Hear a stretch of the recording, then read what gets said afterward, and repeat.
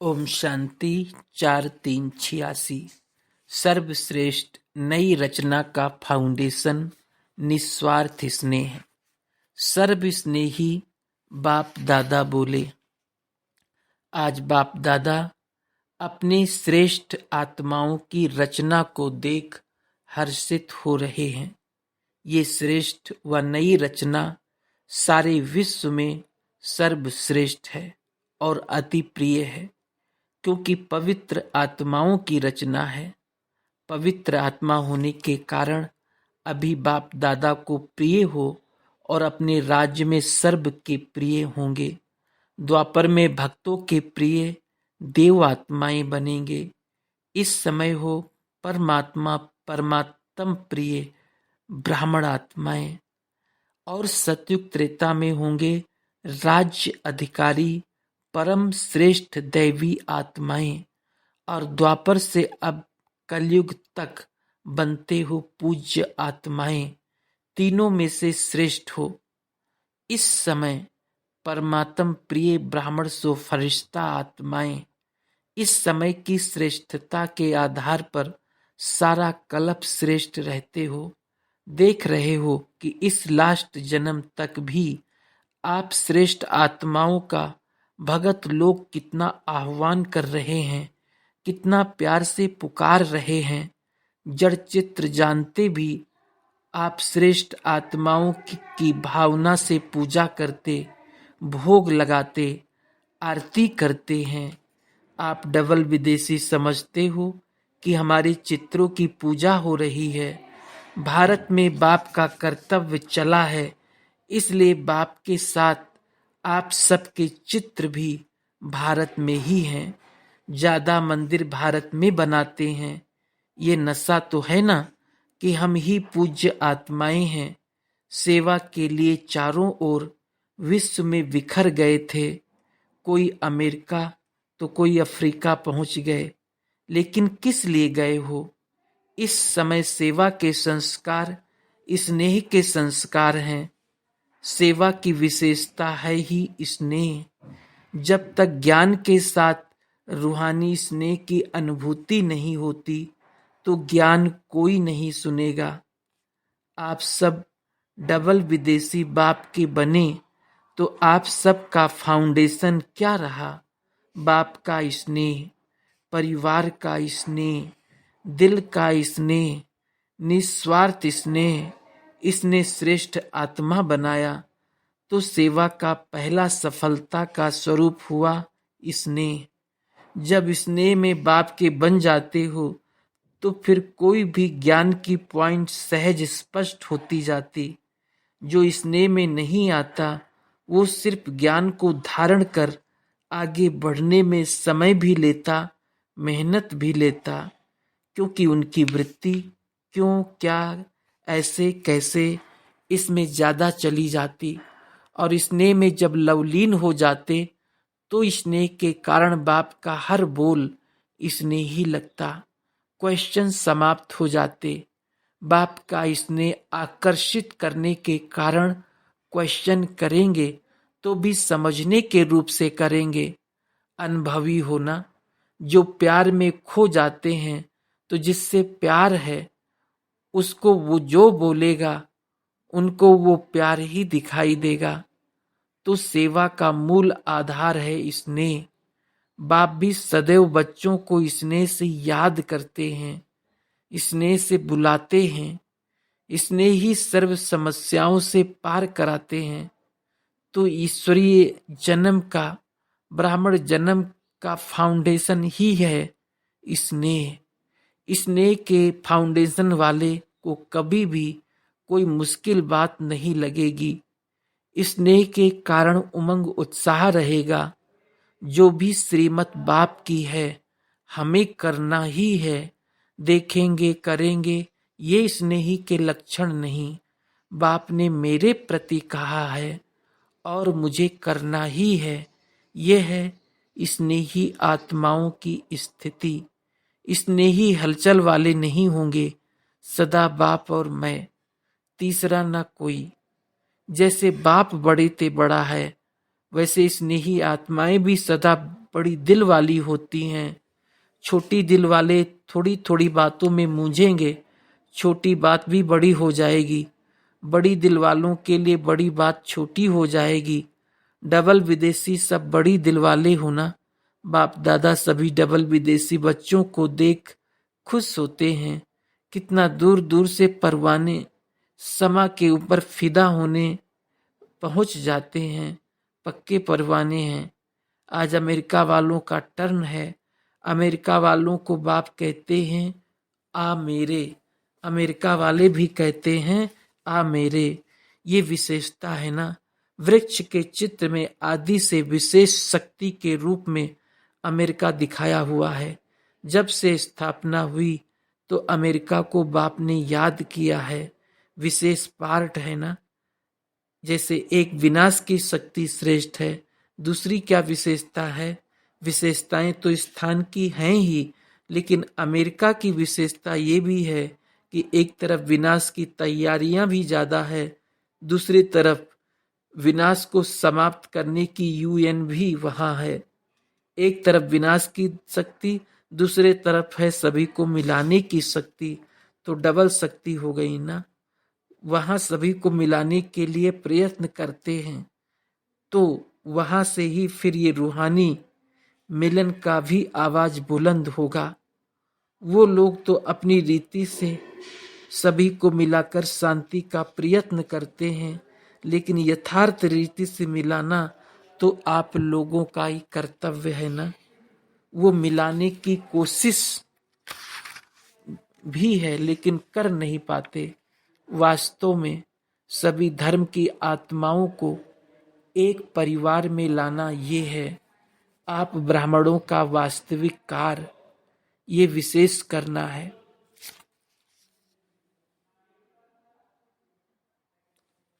जैसे विनाश की शक्ति वहां श्रेष्ठ है, ऐसे ही स्थापना की शक्ति का आवाज बुलंद हो।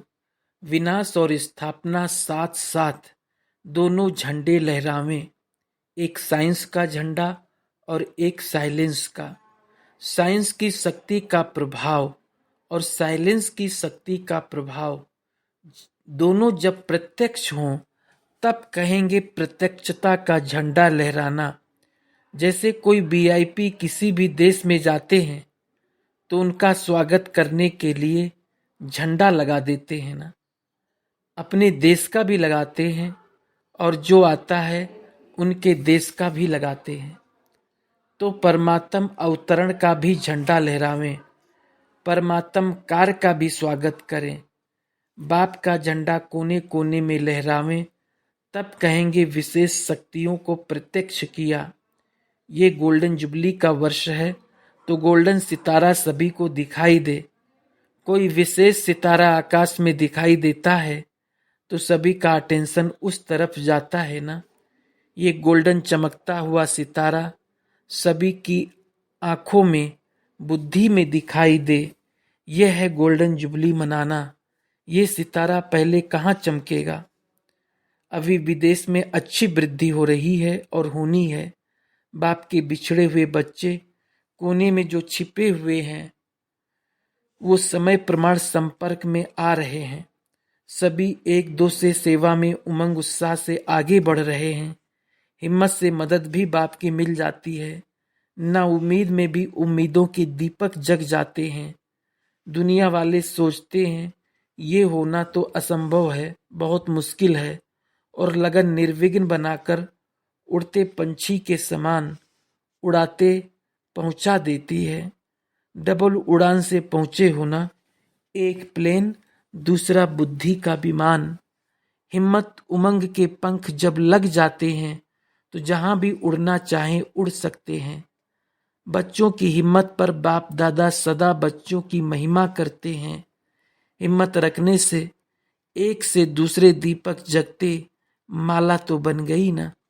मोहब्बत से जो मेहनत करते हैं उसका फल बहुत अच्छा निकलता है।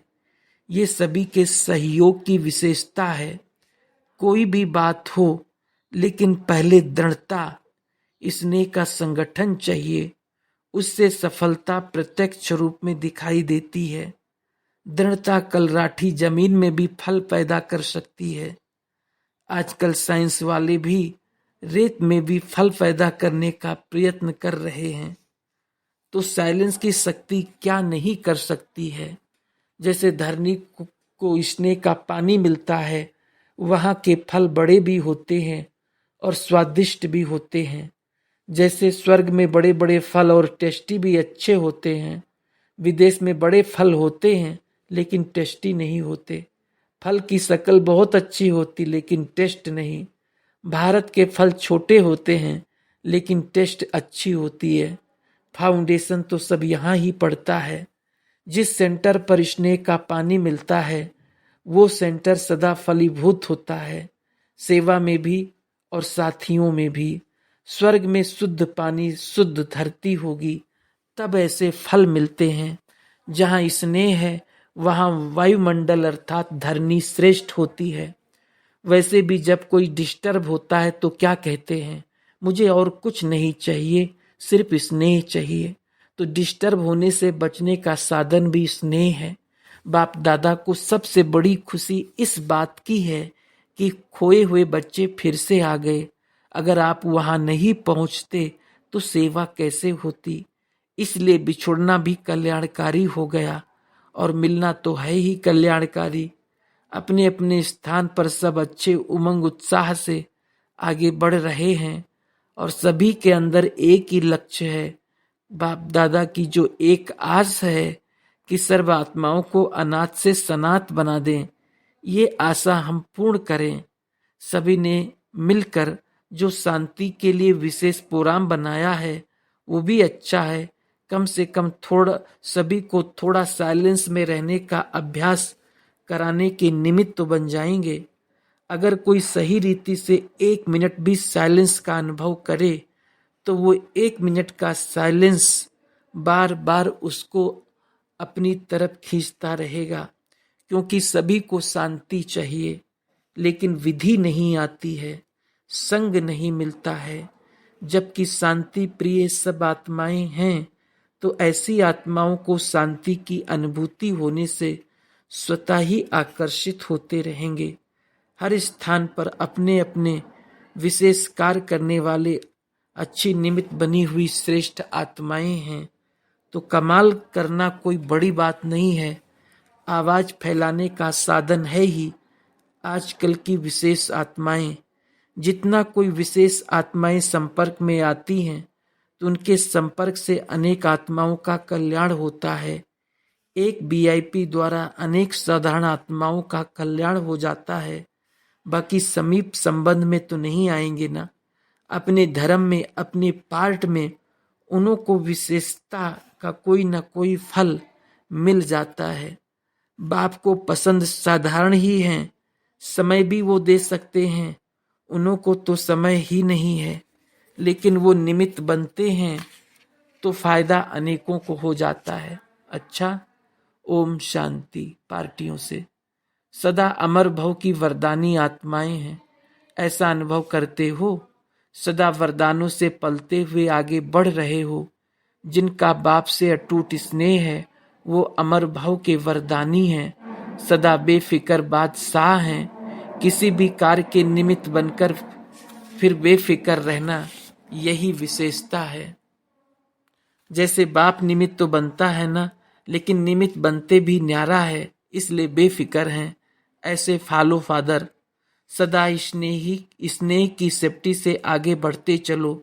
स्नेह के आधार पर बाप सदा सेफ कर आगे उड़ा के ले जा रहा है, ये भी अटल निश्चय है ना। स्नेह का रूहानी संबंध जुट गया, इसी रूहानी संबंध से कितना एक दो के प्रिय हो गए। बाप दादा ने माताओं को एक शब्द की बहुत सहज बात बताई। एक शब्द याद करो, मेरा बाबा। बस मेरा बाबा कहा और सब खजाने मिले। ये बाबा शब्द की चाबी है खजानों की। माताओं को चाबियां संभालना अच्छा आता है ना, तो बाप दादा ने भी चाबी दी है। जो खजाना चाहे वो मिल सकता है। एक खजाने की चाबी नहीं है, सभी खजानों की चाबी है। बस बाबा बाबा कहते रहो तो अभी भी बालक सो मालिक और भविष्य में भी मालिक। सदा इसी खुशी में नाचते रहो। अच्छा, ओम शांति।